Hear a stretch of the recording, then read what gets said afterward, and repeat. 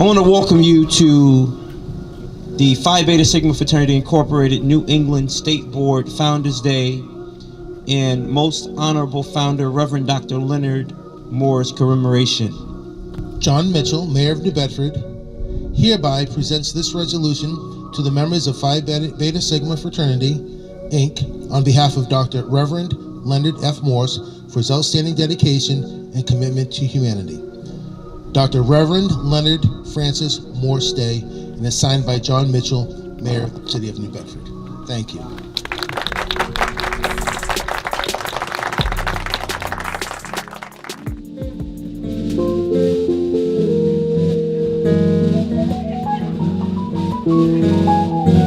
Greetings, brothers of Phi Beta Sigma Fraternity Incorporated. I am Devon Henry, your 26th Eastern Regional Director, aka 26. I am here now at New Bedford, Massachusetts, celebrating the life and legacy of our beloved founder, Leonard F. Morse. On behalf of the entire Eastern region, I'm very pleased to be here, very honored and appreciative of the efforts that the New England state leadership has done to put this event together. For 105 years, the men of Phi Beta Sigma have stepped up to the plate and addressed issues and concerns that impact our communities, especially those of African American descent. And so today, as you gather in this place and celebrate and fellowship with one another, be reminded of the work of our great founder that you are recognizing today, Leonard F. Morse, who understood the importance of making sure that we are a part of the threads of our community in which we are in. I had the opportunity today to take part in an event honoring the birthday and the birthplace of founder Leonard Francis Morse. Truly inspiring, truly humbling, and truly a benefit to Phi Beta Sigma that we could stand in a place where our founder actually walked and lived. I was telling Brother Farman the other day, I think this is probably the first time we have honored Founder Morse here in New Bedford that we have a record of. There's still much more to do, still higher realms to reach, new values to be realized, greater service to be performed. Our race needs us now more than ever. May we not fall short of our full responsibility, for the responsibility of being a Sigma man must always outweigh any honors such as distinctions may carry with it. The Honorable Founder, Leonard Francis Morse, December 1935. We're here today celebrating 105 years of Brotherhood Scholarship and Service in the New England area. And most importantly, we're here commemorating the life and legacy of our most honorable founder, Leonard Francis Morse. I am Bridget Bostic, Tri-State Director, Zeta Phi Beta Sorority Incorporated. I am enjoying myself. We're having a great time. It's a great celebration, and I'm very thankful and honored that they have included me in this event.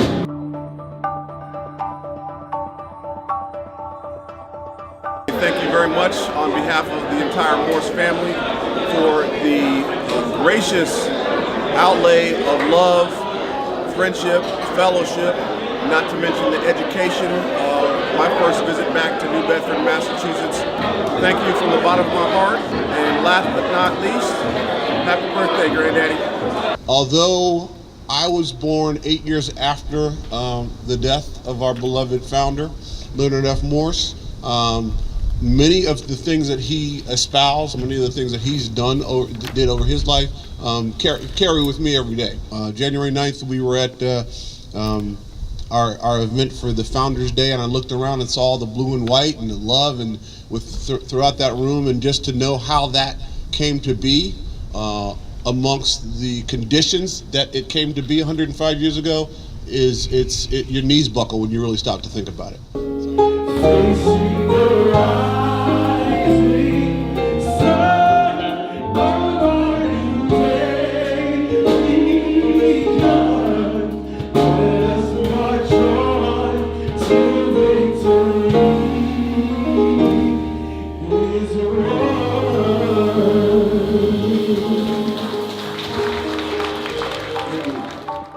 How you feel? I feel good, man. It's a beautiful day.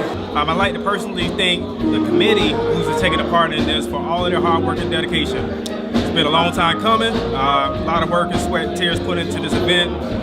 It's been a successful event, so again, I want to thank the brothers. I have to give a hats off to the Brothers of New England for putting on an outstanding and a spectacular event. It's been an amazing experience. Really kudos to the brothers, the leadership of the New England area, Brother Marlo Simon, and the visionary behind this event, Brother Richard Farmer. I'm Richard Farmer II, Massachusetts Area Deputy Director. I'd like to give special recognition to the brothers that came from all over to join us at this festivity. That's Connecticut, Rhode Island, Virginia, DC, as far as Detroit. It was because of you why the event has been a huge success. Thank you. Our dear founder stood on this land. Soak that in for a minute. And to have the Brotherhood friends and guests here in his birth town to commemorate him and pay him the respect and homage he truly deserves on his birthday is monumental. Brother Reverend Dr. Leonard F. Morse, I hope we made you proud. And to all those friends and family, guests, thank you for coming here today. It's cold, we're facing the element, but this was a beautiful and joyous event, so I just want to thank you.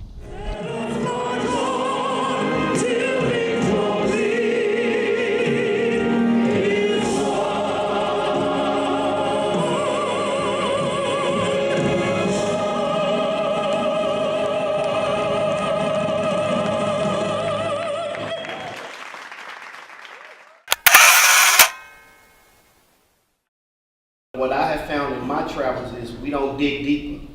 We just read what they have put in the book or what somebody tells us, and we take it at face value. And I want to read something to you that's very profound, and it also came from 1935. So just real quickly, if you will indulge me. To you who have accepted the invitation of Phi Beta Sigma to join this fellowship, I offer my best wishes for a long and successful journey along the road you have chosen to follow. You are joining an organization whose basic principles, brotherhood, scholarship, and service, underlie the fundamental purpose of the human race. Without these principles, human society would be a weak and menacing institution. These principles are concretely expressed in our motto, culture for service and service for humanity. Over the passing years, Sigma has translated these principles into tangible deeds of service to the community. It has been truthfully said that you get out of an organization what you put into it. If you'll put in good fellowship and hard work into Sigma, your reward will be accordingly. The traveler who would bring back the wealth of the Indies must carry the wealth of the Indies with him. That is Cervantes. As you travel along the fraternal highway as sons of Sigma, may you ever seek to honor, to guard, and to strengthen these fundamental principles of our organization. If you do this, we will have the satisfaction of knowing that when we hear the call of Phi Beta one of the day, we will thunder back, our call speeds on its way. That was written to the Alpha Chapter Crescents, 1935, by founder A. Langston Taylor. Grandfather Morse was not your typical, he was an atypical father. He wasn't going to go out and play a lot of catch, okay? He's not going to teach you to fish. He would have people that understood how to do that. He knew who in the family was able to do that. He was not the warm and fuzzy father. So you were cute for about your first 5, maybe 6 years, and then we started getting to academic progress, right? So I often think what I have gotten along with Grandfather Morse, and I was a very social person, decent student, but I was much more interested in chatting than really academic achievement. I was going to sort of get by. He had a remarkable intolerance for average academic effort, okay? Not what you achieved. If you put your best effort forth, you're good, but if it was average effort, there were times that you're going to be sort of on the outside looking in. And when I say that, I'm talking about Grandfather Morse was extremely philanthropic. Dr. Christian could speak to that. Bible and verse for a number of the decades of the different scholars that came in contact with him. However, if you were not of interest to go after what you wanted to go after, he was not going to help you a whole lot. Furthermore, if he felt like you had a leg up, which he felt like his 5 kids in his home did, they would look at him oftentimes as though he was doing way more for children outside of his house than the ones inside of his house. What he was really looking at is, I'm trying to give folks the leg up that really are going to be getting hungry. I know that my wife, I'm speaking as Dr. Morse, Gertrude F. Morse, who was a saint in and of herself, and I'd be remiss if I didn't speak to her impact on my father and my uncles and aunts' lives, because I think and I heard the word prophet on one of the videos earlier, and I'd never heard that before. It was kind of jarring for me today, but as I think about it, I think the brilliance of what Grandfather Morse was doing is he brought a complete polar opposite of a spouse into the household to, I think, balance out the type of stern approach he had to child rearing, to academic expectation, and so on and so forth. And I think it worked out extremely well. If you look at all 5 of the kids, tremendous accomplishments. One finished as a medical professor, 2 decorated military soldiers, both in the Korean War and the Vietnam War, and other business entities, and an academician. My Aunt Dorothy was an academician as well. So you see the results of sort of that. We call it tough love today, right? I don't know what they called it back then, but it was tougher love. I remember a story about when my father, Decatur Morse Sr., was going to the same college that my grandfather was the dean at, and they were going to school at the same time.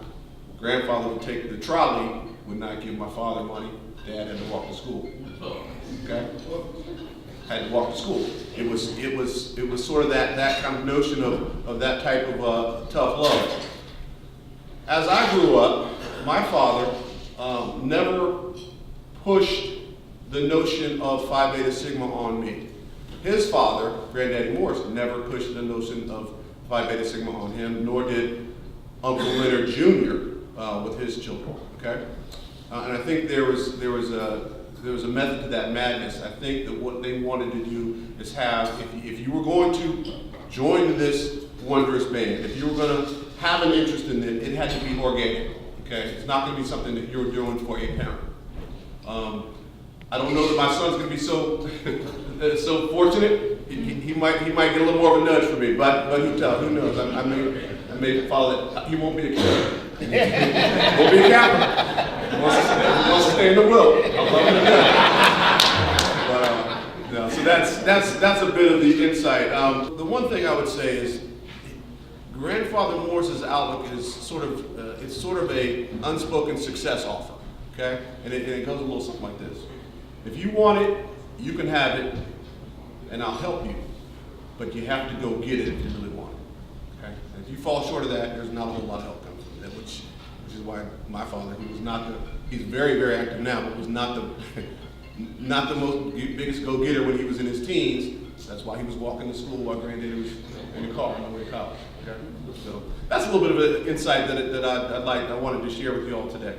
This morning, for those of you that had a chance to hear Dr. Christian, some of the speech that Granddaddy wrote, I thought I would dovetail off of that, no pun intended, with a little bit of insight regarding a speech that Granddaddy made 8 years after he departed from Howard University. The speech was titled Dawn of Tomorrow. Some of you may have heard it. Made at an emancipation celebration at Yorktown Baptist Church Plateau in January 1st of 1923. It went as the following. The first great mountain has been climbed. The first great trial has been passed successfully. The first great lap has been made.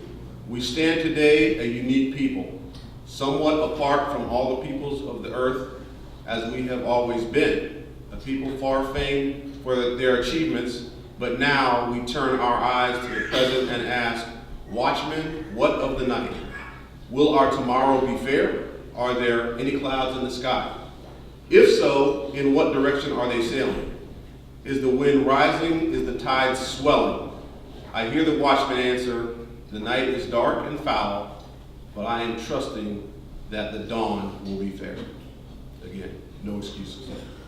Even though we are based in technology, even though we are based in everything is so fast, everything that we are based, please, please, treasure your elders, treasure your elders, treasure your elders. I cannot say that more. And make sure that you get the stories, because they're not going to be here forever, and we're not going to be here forever, and we have to pass that down. One last story as far as from an intimate perspective. My cousin, Zeta Kathy Brown, she's in Chicago now. When she was about 6 or 7, she was still in the cute stage. So her primary memories of grandfather were a man who would come and help her put her toys together that she got for Christmas. And she remembers being on the ground, and he was on the ground with her, helping her out doing that. And at one point, he stopped. He heard the Pope giving a Christmas message in all Latin.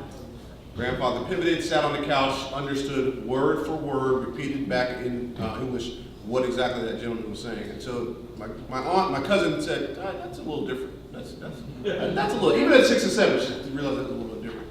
A couple years later, she got a chance to go to her first conclave and still thought it was just granddad. And when she walked into one of the rooms, 200 people stood on their feet, and it was raucous. It was almost like you walked into a major football stadium. She says, okay, now I got it. There's something really different. So those are some of the things that it's fun to hear those stories. I'm sorry that I had a chance, I missed that, but it's actually more rewarding to hear it now and hear some of the different family members that had a chance to explain that and give me that vivid explanation. So I hope that gives you all a better sense for some of the macro and the micro vision of Dr. Leonard F. Morse.